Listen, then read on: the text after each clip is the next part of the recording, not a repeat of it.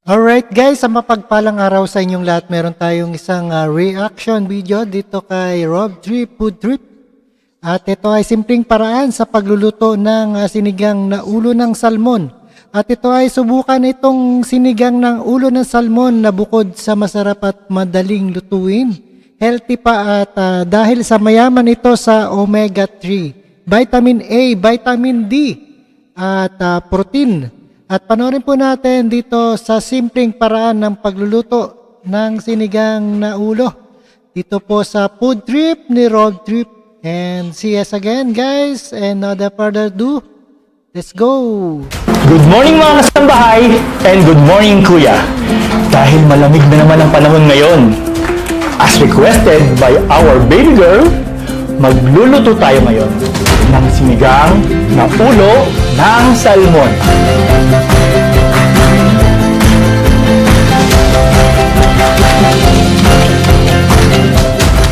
At ito ang ating mga ingredients. Labanos,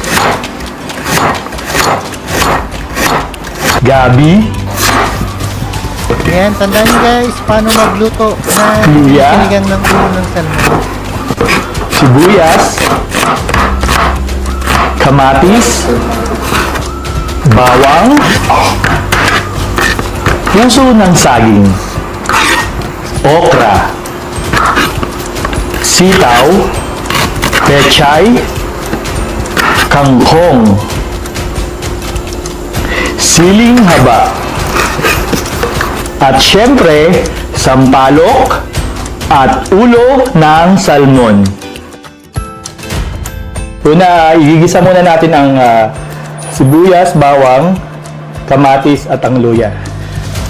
So, we put cooking oil. So actually, this sinigang is ginisang sinigang. So, very common yun dito sa Bataan.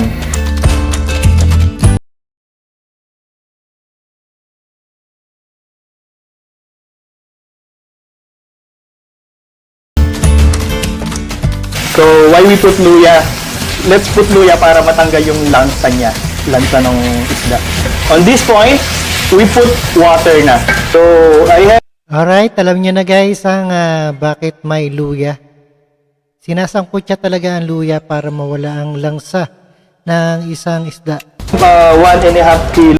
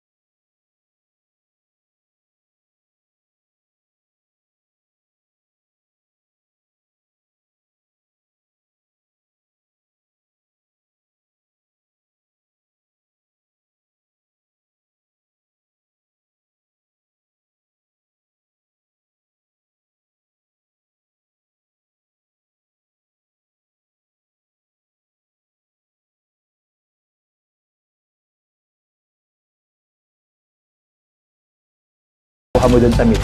At this point, maglalagay tayo ng asin para sa ating panlasa.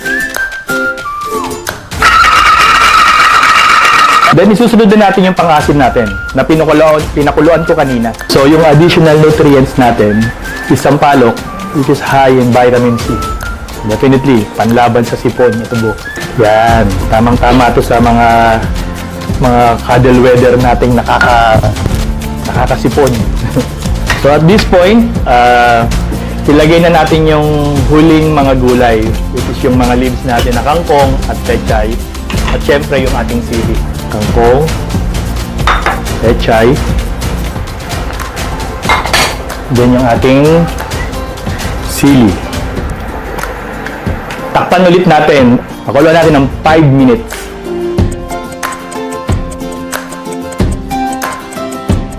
Tcharan! Luto na ang ating sinigang na ulo ng salmon. At ito na! Something sour, warm soup, and very nutritious! Yay! Salamat po sa Chef Daddy! Basta ikaw! At sa ating mga kasambahay na gusto rin mag-try nito. Tikman na natin! Oops! At syempre, don't forget to pray!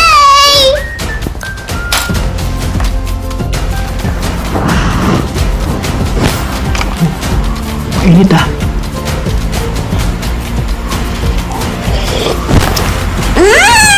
Ang sarap!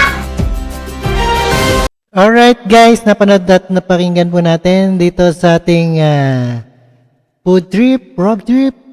Maraming salamat sa panonood at pakikinig dito kay Rob Trip Food Trip. And see us again sa ating reaction video sa marami pang lalakbay nating food trip. And thank you so much sa inyong lahat and peace out.